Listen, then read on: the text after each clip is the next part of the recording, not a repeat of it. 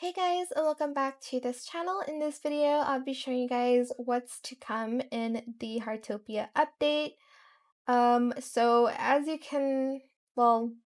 you know, I posted the Dave the Diver collab yesterday and like what you should expect from the update, but Heartopia just posted about it again. So here's like a picture of what they posted. It's pretty similar to what I posted, although I again don't know yet about the ingredients like being correct.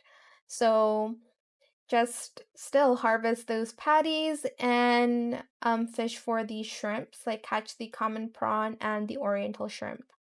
Then we have another like banner. I think it's to replace the okay, it's not here anymore, but it's going to be in the event section, I believe.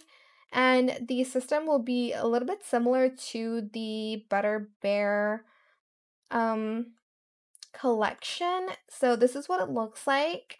And I believe you can also use Moonlight Crystals to get the outfits. So save your Moonlight Crystals for that if you want to. I will do that because the items look so pretty. I do hope they will have it in like different colors as well. Probably do. It's like similar to the one we had before, which is, hold on, let me go to dress up, which is the Blue Misty Riverside like set.